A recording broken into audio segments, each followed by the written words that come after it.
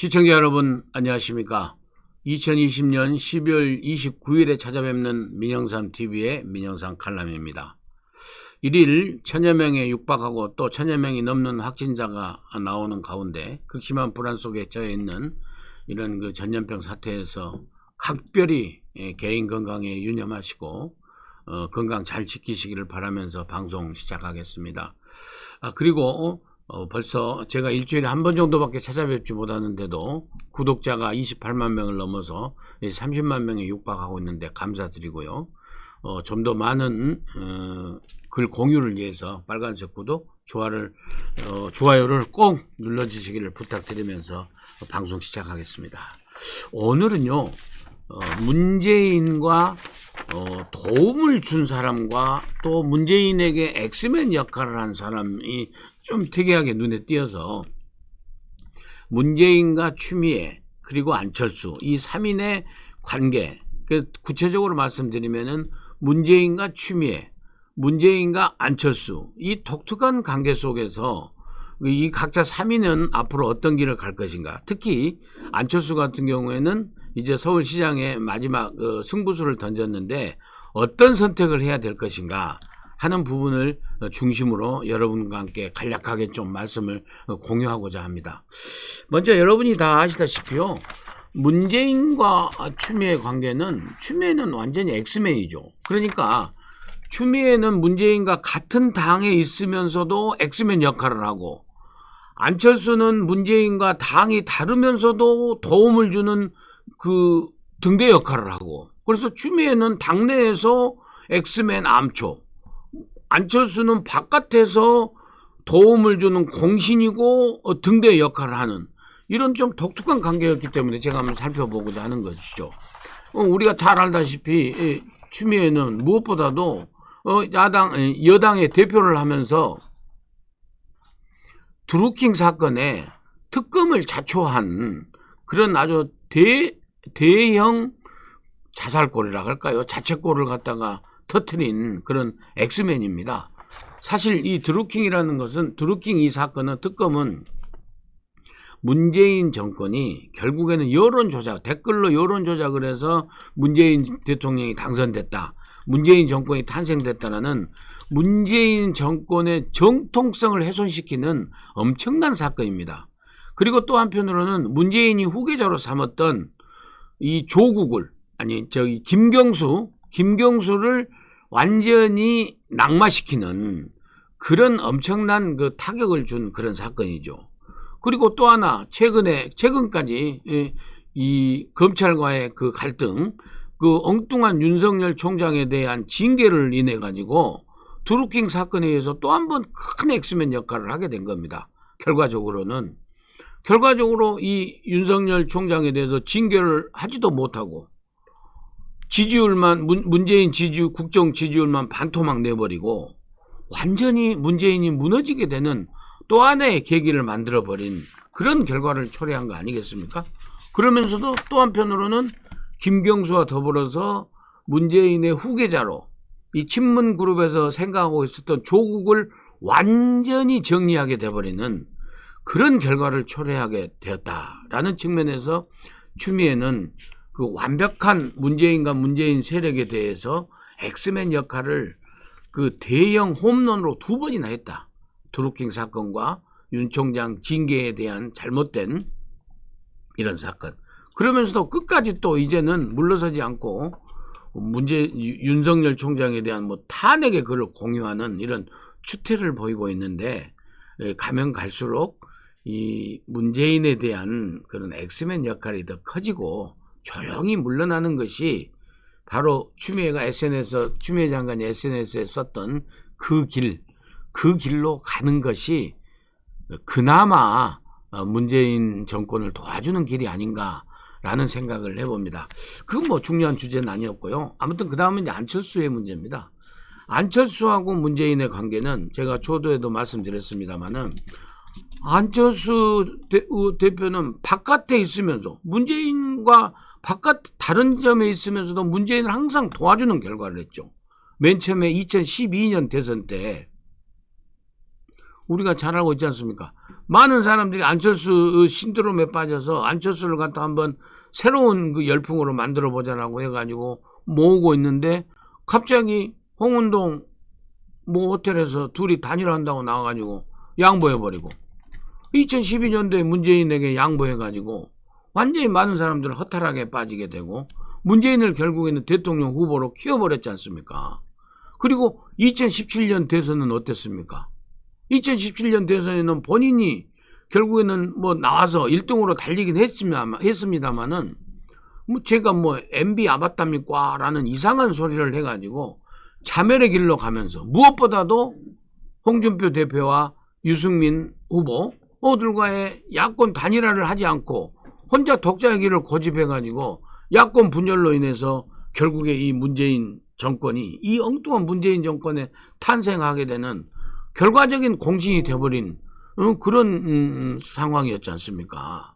그리고요, 안철수 대표의 가장 큰 또 문재인을 도와주는 것은요, 우리가 전문가들 입장만 아는 건데 문재인 정권이 출범해가지고 이 사법부를 장악하기 위해서 양승태 대법원장을 사법농단으로 몰아세우면서 사법부를 장악하기 위해서 김명수 대법원장을 내세웠습니다. 정말 이 급수가 전혀 서열이 안 되는 춘천지방법원장을 하고 있던 김명수를 갖다가 대법원장으로 끌어들이는데 그때 당시에는 안철수가 실질적인 국민의당의 주인으로서 여소야대 전국이었습니다. 그때 안철수가 결국에는 배지를 그만두고 대선에서 떨어지고 미국으로 가면서 오직 다급했으면은 정말 도와주라고 문재인 대통령이, 현직 대통령이 안철수 당시 미국으로 떠난 안철수에게 직접 전화를 걸었습니다. 김명수 대법원장 임명 동의안이 국회에서 통과되도록 좀 협조해달라고. 그때 야권의 분위기는 부결시키자는 분위기였거든요. 너무나 급수가 안 되고 그 다음에 그 우리법, 그 다음 뭐 국제인권법에서 편향된 그 사법부로 갈 우려가 있다. 그리고 이거 사법 독재로 갈 우려가 있다라고 미리 사실 예견을 하고 그때 굉장히 부결 분위기로 갔었는데 그때 안철수 대표가 정말 미국 가면서 안 도와줬더라면은 오늘의 지금 이 정국이 아직 안 왔을 거고 문재인 정권이 엄청 흔들렸을 겁니다. 이렇게 문재인 정권이 4년 가까이 버틸 수도 없는 상황이 올지도 모르는데 그때 대법원장 표결에 찬성으로 가면서 오늘의 이 김명수 대법원이 탄생하게 되는 그런 그 도움을 줘버린 결과가 된 거죠. 그것이 우리 야권으로서는 엄청난 타격이 된 겁니다. 지금 김명수 대법원 뭐 우리가 구태여 설명을 안 해도 되지 않습니까? 그리고 수없이 많습니다만은 아무튼 그 정도로 하기로 하고요. 아무튼 문재인 정권을 그렇게 도와주는 역할을 해왔던 안철수 대표가 이제 국민의 당을 만들어서 세석의 정당으로 돼서 21대 국회에 있으면서 또 갑자기 서울시장에 출마를 선언했습니다. 제가 생각할 적에는요, 사실은 안철수 대표 같은 경우에는 2022년 3월 대선에서 야권 통합의 중심 역할을 했으면은 정말 저는 개인적으로는 딱이라고 생각을 하거든요. 그때 안철수 후보가 2022년 3월의 대선에서 문재인 정권을 물리치고 이 운동권 세력을 갖다 물리치고 정권을 교체하기 위해서는 안철수 후보가 야권 통합의 주역이 돼서 중심이 돼서 안철수 후보가 되든 아니면 뭐 홍준표 후보가 되든 다른 어떤 후보가 되든지 간에 야권 단일 후보를 만들어내는 역할을 할 수 있는 정말 중차대한 그런 인물을 가지고 있지 않느냐라고 저는 그렇게 판단을 했는데 갑자기 서울시장으로 지금 튀어나왔습니다. 저는 서울시장으로 튀어나온 것도 긍정적으로 평가를 합니다. 왜냐하면은 2022년 정권 교체를 위해서는 2021년 4월에 서울시장을 우선 차지해야 되는 게 절체절명의 과제거든요. 그런데 문제는 안철수 대표가 고집을 피우면서 작은 욕심을 내고 있지 않냐. 이렇게 해서 만약에 이 길로 계속 가면은 야권의 후보가 분열이 돼서 결국에 민주당의 뭐 우상호든 박영선이든 민주당 후보가 어부지리하게 되는 이런 정말 황당한 결과가 초래할 수도 있다. 그래서 분위기가 사실 심상치 않습니다. 그래서 제가 염려되기 때문에 솔직히 오늘은 까놓고 좀 얘기를 하고자 합니다.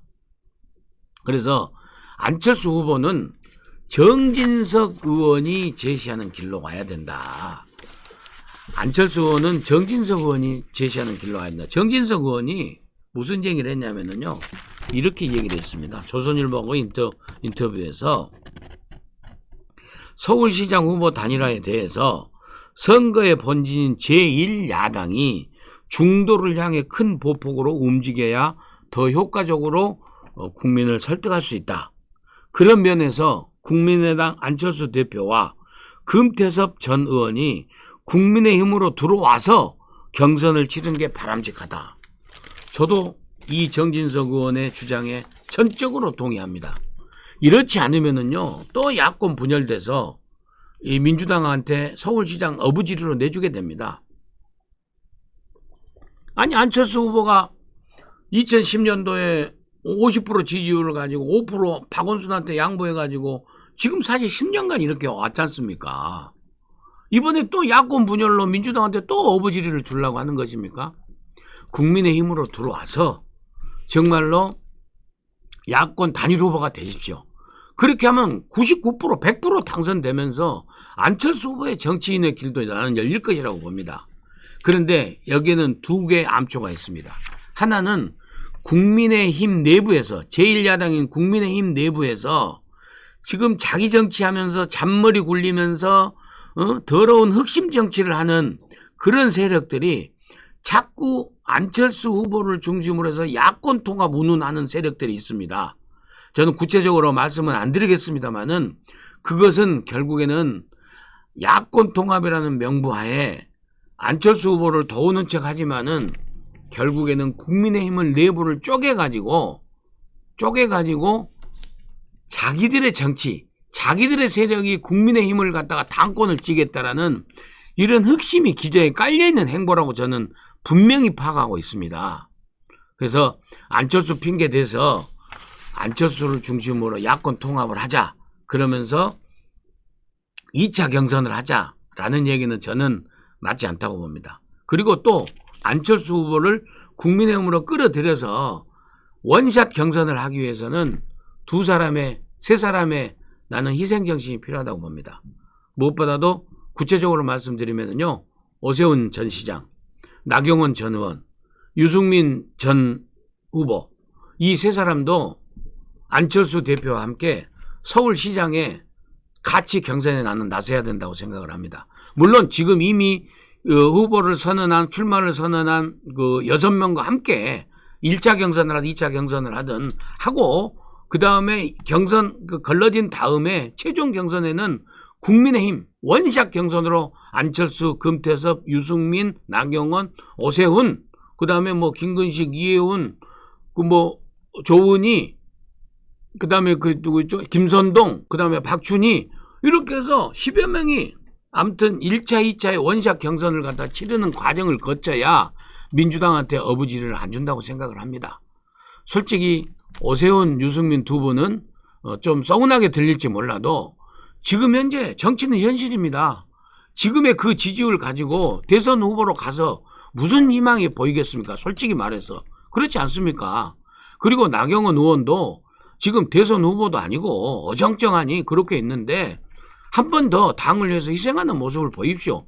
그래서 이번에 나경원, 오세훈, 유승민 세 사람이 안철수와 함께 국민의힘 이름으로 야권 단일 후보 원삭 경선을 이뤘을 적에 설사 서울시장 후보가 안 되더라도 서울시장을 차지한 다음 2022년에 대선 후보로서의 길이 저는 보인다고 생각을 합니다. 저는 그렇게 생각하기 때문에 다시 한번 말씀드리지만은 안철수 후보는 본인이 더 이상 소홀히 작은 욕심에 얽매이지 말고 진짜 던지십시오. 이번에 정말 던지지 않으면은 또 문재인 세력에게 어부지리를 줍니다. 그런 안철수 후보의 정말 통 큰 결단을 촉구하면서 국민의힘 내부에 있어서 더러운 흑심 정치 하려고 하는 잔머리 굴리지 말는 그런 세력에게 경종을 저는 진짜 나름대로 정치평론가로 주면서, 또 한편으로는 오세훈, 유승민, 나경원 이 세 분의 희생을 저는 다시 한번 요청하면서 오늘 방송을 마치고자 합니다. 그리고 항상 당이 어려울 적에 오선 중진으로서 중심을 잡고 당의 갈 길을 갖다 얘기해주는 정진석 의원에 대해서 그 정치적 역량에 대해서 다시 한번 평가하고자 합니다. 끝까지 시청해 주신 여러분 대단히 감사합니다. 아마 늦으면은 내년에 다시 찾아뵐 것 같은데요. 중간에 다시 한번 여러분께 짧게나마 찾아뵐 것을 약속드리면서 12월 29일 민영삼 TV의 민영삼 칼럼 오늘 방송 마치도록 하겠습니다. 시청해 주신 여러분 대단히 감사합니다.